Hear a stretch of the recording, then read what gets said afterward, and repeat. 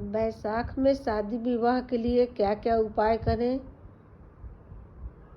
कैसे करें कि हमारे बच्चों का शीघ्र विवाह हो जाए। हेलो मेरी प्यारी यूट्यूब फैमिली, कैसे हो मेरे बच्चों।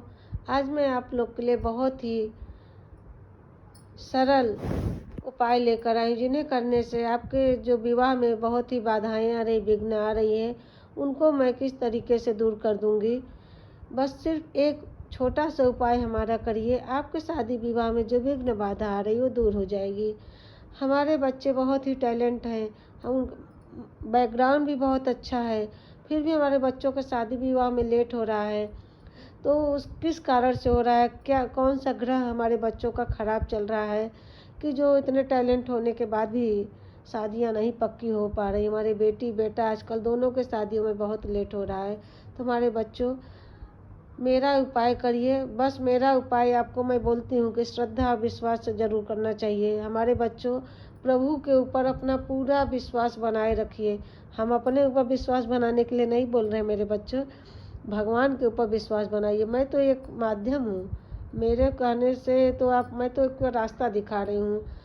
करने वाले ना करने वाले सब ऊपर वाले हैं। वही आपको एक दिन में आपको लड़का भी मिल जाएगा, एक दिन में आपको लड़की मिल जाएगी, अगर आपका विश्वास पक्का रहेगा तो, श्रद्धा अच्छा रहेगा तो आइए इस उपाय को करते हैं, जिन्हें करने से आपके विघ्न, जो विवाह में विघ्न बाधा आ रही है, जो दोष है, उसको मैं किस तरीके से ख़त्म कर दूंगी।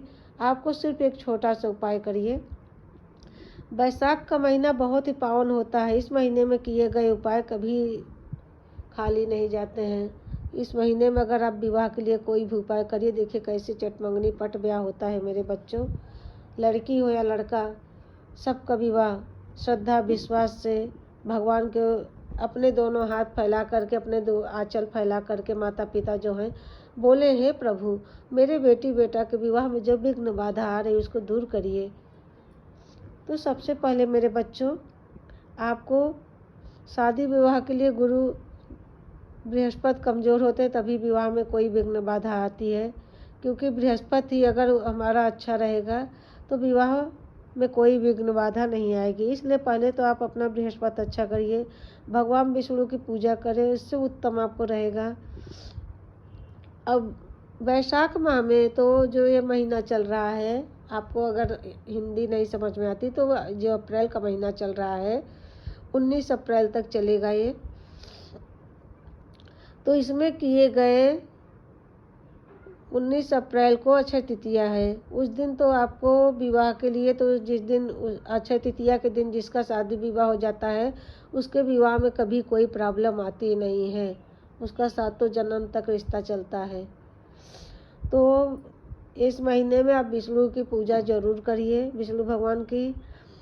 विष्णु भगवान को तुलसी दल अर्पित करिए, तुलसी का पत्ता रोज़ तोड़ लीजिए।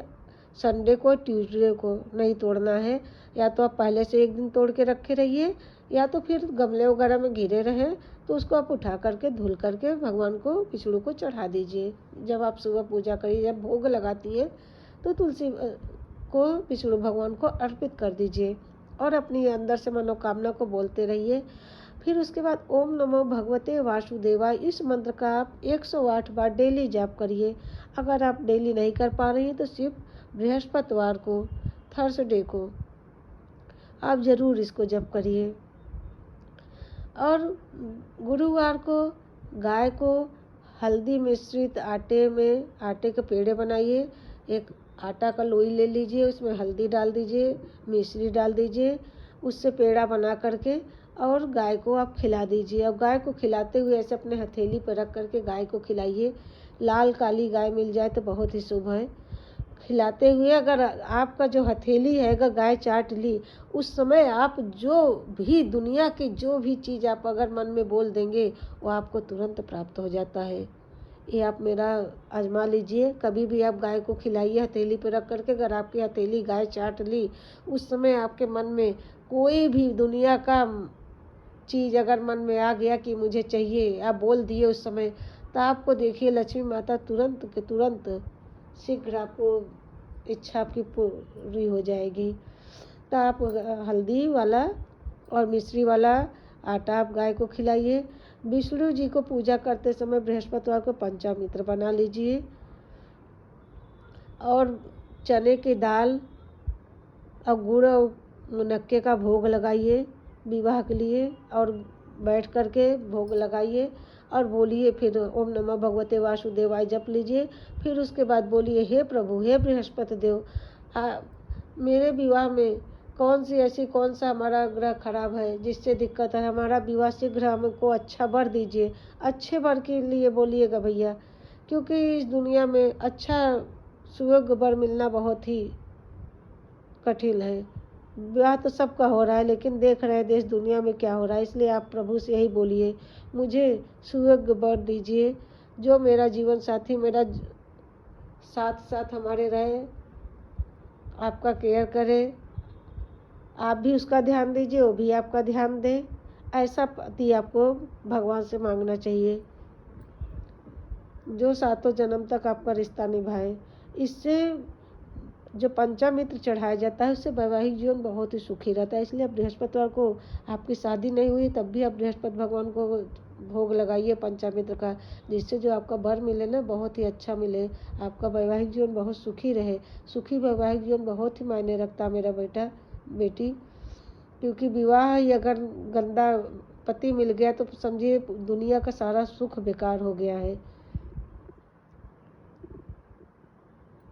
इसलिए उस दिन आप और केले, गुरुवार को केले किसी सुहागिन को अगर आप 2 केला दान दे दिया करिए, कि कोई भी सुहागिन आपको मिल जाए तो उसको आप हर बृहस्पतिवार को 2 केला दान दे दिया करिए। एक सुहागिन नहीं मिल रही है, अगर सुहागिन को दे रही है या तो फिर छोटी कन्या जो सिर्फ 9 साल तक की हो उनको दीजिए, या फिर सुहागिन जिसका वैवाहिक जीवन अच्छा चल रहा हो। और भोले बाबा को इस महीने तो मैं कहती हूँ रोज़ ही जल चढ़ाइए, क्योंकि ये महीना बहुत ही पावन महीना है। आप भोले बाबा को डेली जल चढ़ाइए, इससे भी देखिए आपको कैसे विवाह में आपको संपन्नता मिलती है। क्योंकि जो मंदिर में आप शाम को दीपक जलाते हैं उससे जो है भगवान के यहाँ उजाला नहीं करते हैं, भगवान कहते हैं वो आपके जीवन में चारों तरफ उजाला फैलाते हैं। वो आपके जो एक दीपक आप जला के मंदिर में आते हैं उससे आपके जीवन में चारों तरफ भगवान भोलेनाथ हमारे आपके जीवन में उजाला फैला देते हैं। उसका चमत्कार आप डेली एक बार शाम को, 1 महीने आप किसी महीने में भी जला करके देख लीजिए। भोले बाबा के मंदिर में 1 महीने दीपक जला के देखिए, शाम के टाइम पे सूर्यास्त के समय, गोधूली बेला जिसको बोलते हैं, उस समय दीपक जलाना बहुत ही शुभ माना जाता है। टेक केयर माई मेरे दोस्त बच्चों, ऐसे वीडियो के लिए हमारे चैनल को लाइक करिए, सब्सक्राइब करिए और वीडियो को फुल वॉच करिए। Thanks for watching.